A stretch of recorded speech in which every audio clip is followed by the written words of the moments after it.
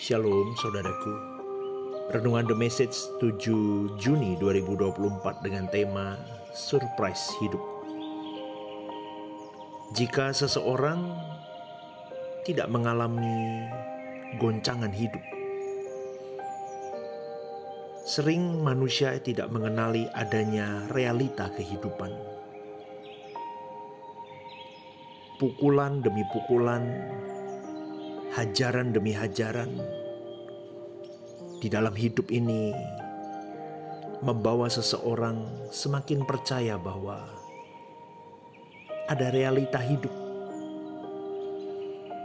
Karena kalau semua di dalam keadaan yang nyaman dan baik, maka seseorang tidak akan menyadari adanya realitas. Tetapi kalau seseorang terkena guncangan, pukulan-pukulan berat di dalam hidup mereka, seperti kebangkrutan, yang tadinya rumahnya besar ditinggalkan sampai tidak punya rumah kontrak, atau untuk makan sehari-hari pun tidak ada uang. Maka orang-orang seperti ini, dia baru menyadari bahwa adanya realitas. Kalau seseorang tidak pernah mengalami sakit, dan kemudian dia ke dokter dan dokter memvonis dengan penyakit-penyakit yang kronis, bahkan sampai stadium akhir sudah, maka orang baru menyadari ternyata ada realitas hidup,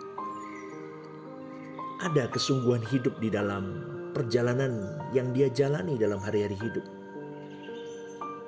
Mungkin kecelakaan sampai kehilangan sanak saudara orang yang dikasihi, atau dirinya sendiri mengalami cacat tubuh atau kehilangan bagian tubuh,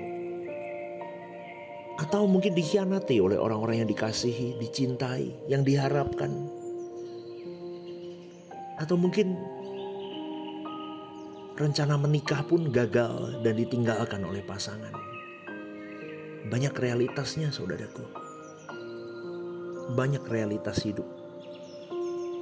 Tetapi mestinya kita tidak perlu sampai menunggu adanya realitas atau menghayati realitas hidup. Tapi kita sudah harus menghayati realitas kehidupan ini ketika kita memperhadapkan diri kita di hadapan Tuhan setiap hari seharusnya. Tuhan adalah realitas yang lebih dahsyat dari segala realitas yang ada dalam hidup kita. Kita diperhadapkan diri kita di hadapan Allah setiap saat, setiap detik, setiap waktu. Kalau ada sesuatu yang tidak patut yang masih kita lakukan, saudaraku, kita berhadapan dengan realita Allah. Sebab ini yang terjadi, yang pasti akan terjadi dalam hidup manusia, bahwa kita akan menghadap tahta pengadilan Allah suatu saat nanti. Setelah itu manusia akan menghadapi realitas neraka kekal terpisah dari Allah, atau kemuliaan kekal di dalam kerajaan surga bersama-sama dengan Allah. Saudaraku, tentu kemuliaan di dalam kerajaan Bapa adalah realitas yang indah, yang mestinya menjadi ambisi atau tujuan utama kita hidup hari ini, satu-satunya tujuan hidup kita. Sedangkan realitas api kekal terpisah dari hadirat Allah, kehinaan kekal, itu realitas negatif yang mengerikan, yang sangat dahsyat saudaraku. Kita harus mulai menyadari realitas. Walau kita tidak mengalami surprise kehidupan, dan memang seharusnya tidak perlu kita mengalami surprise-surprise seperti yang tadi saya katakan. Kau ditinggalkan, kau mengalami kebangkrutan, kau mengalami ini dan itu. Tidak perlu. Kita tidak perlu sampai di titik kita mengalami surprise kehidupan. Tetapi kalau kita harus mengalami surprise kehidupan itu, kalau memang Tuhan izinkan dan itu membuat kita sadar dan siuman, kita bisa berkata, puji Tuhan, aku diselamatkan oleh Tuhan melalui kejadian ini. Karena Tuhan mengizinkan kita dikejutkan oleh masalah-masalah yang membuka mata kita terhadap adanya realitas. Dan itu sebagai reminder hidup kita, saudaraku. Tuhan mengingatkan bahwa ada realitas di dalam kehidupan ini. Artinya tidak selalu manusia bisa berkeadaan baik menurut ukuran manusia itu sendiri, atau menurut ukuran manusia pada umumnya. Tapi kita bisa mengalami keadaan yang buruk menurut ukuran kita atau menurut ukuran manusia. Atau boleh saya singkat dengan satu kalimat begini: tidak ada kepastian hidupmu akan baik-baik saja di muka bumi ini, saudaraku. Maka dari itu engkau dan saya harus selalu berkemas-kemas, waspada selalu, berjaga-jaga selalu. Dan kita harus setiap hari menempatkan hati, jiwa dan pikiran kita untuk patah hati dengan dunia ini.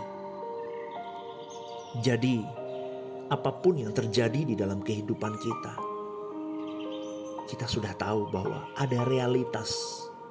Kalau aku mengharapkan dunia ini menjadi kesenanganku, aku akan mengalami kekecewaan. Dan realitas itu seharusnya tanpa hajaran Tuhan dalam hidup kita sudah menyadari.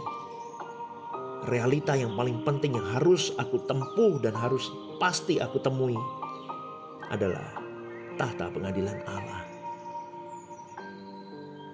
Jadi hidupmu dan hidupku bisa berjuang sebersih-bersihnya dulu, saudaraku, sebelum hari H itu hadir. Tapi seburuk-buruknya keadaan manusia di bumi ini, kalau kita telaah lebih dalam, tidak bisa dibandingkan dengan keadaan ketika suatu hari nanti kita terbuang di neraka jahanam terpisah dari Allah selamanya. Itu mengerikan, saudaraku. Realita itu yang harus benar-benar kita perhatikan. Namun kalau kita melihat kehidupan banyak orang Kristen, mereka tidak menyadari hal ini. Bahkan mungkin Anda yang mendengar renungan pagi hari ini, mungkin Anda pun belum menyadari hal itu. Itu nampak dari sikap hidup, perbuatan, ucapan yang seringkali menunjukkan tidak hormatnya kita kepada Tuhan. Yang menunjukkan bahwa tidak ada belas kasihan kita pada orang lain. Sebaliknya justru kita kejam. Betul, saudaraku. Makanya saya selalu introspeksi diri setiap saat. Belum tentu loh pendeta pun tidak melakukan hal yang begitu. Sama, saudaraku. Maka dari itu berjaga-jagalah dengan segala kewaspadaan. Maka saya selalu berkata begini di dalam setiap kesempatan saya membawakan kebenaran firman, saudaraku. Jangan pandang manusia. Kau bisa remuk lihat manusia. Siapapun itu, sehebat apapun pendeta itu. Betul, saudaraku, sebesar apapun hamba Tuhan itu. Jangan lihat manusianya, tapi lihat Tuhan saja. Betul, kadang orang yang sadar kebenaran itu pun kejam, saudaraku. Betul, orang yang memberitakan kebenaran seringkali tidak melakukan kebenaran itu sendiri. Maka ayo kita waspada, kita lihat hidup kita, ya. Karena kalau kita penuh dengan kebencian, dendam, kekejaman, itu adalah ciri-ciri orang yang tidak peduli kekekalan sebetulnya. Tidak peduli kengerian terpisah dari Allah. Maka kalau kita mendengar, melihat bagaimana orang-orang berperilaku tidak menunjukkan mereka takut akan Allah, jangan ikut-ikutan, saudaraku. Jangan ada pemakluman. Loh, itu aja boleh kok, pendeta itu boleh kok, si A boleh kok, si aktivis itu boleh kok. Jangan. Mereka manusia juga. Kau lihat Tuhan. Apa yang Tuhan kehendaki saja kau lakukan, saudaraku. Titik. Jangan ada lagi argumen untuk lihat si A si B. No. Fokus ke Tuhan. Jadi saudaraku, kita tetap mau ya menyediakan waktu kita untuk terus mencari Tuhan. Mengkoreksi diri untuk hidup di dalam kebenaran dan kesucian Tuhan. Kalau orang menganggap kita terlalu ekstrim, ya biarkan saja, tidak apa-apa. Tidak apa-apa saudaraku. Dan mungkin banyak orang-orang di sekitar kita mencela karena kegetolan kita mencari Tuhan. Ya, tidak masalah. Kita yang harus mengobarkan gairah untuk mencari Tuhan. Hidup di dalam kekudusannya, di dalam kesuciannya, keberkenanannya di hadapan Allah. Sesuai dengan apa yang firman Tuhan katakan dan ajarkan. Udah, patokannya itu saudaraku. Kita lihat Yesus sebagai teladan hidup. Kita lihat betapa besar kasih Bapa atas kita. Dia rindu, Bapa itu rindu kita kembali di pangkuannya. Kita lihat bagaimana Tuhan Yesus itu hidup. Berjuang untuk menyenangkan perasaan Bapanya. Dia berhasil, kita berjuang mengikuti pathway Yesus. Kita punya tuntunan firman Tuhan, Injil yang murni itu. Kita ikuti di dalam tuntunan Roh Kudus. Roh yang selalu menguatkan dan memberi kita hikmat. Yang terus akan bekerja di dalam hati nurani kita. Sehingga nesyamah kita, roh kita berkembang semakin berkualitas. Dan perilaku kita pasti akan semakin menunjukkan bahwa kita orang-orang yang memang benar-benar ingin bersama dengan Tuhan suatu hari nanti. Jadi bagi kita yang rendah hati, yang mau belajar, kita bisa membuktikan saudaraku bahwa kebenaran-kebenaran yang kalian dengar setiap pagi renungan-renungan ini saudaraku, ini bisa membawa kalian kepada pertumbuhan-pertumbuhan dan perubahan-perubahan yang sangat signifikan di dalam kekristenanmu.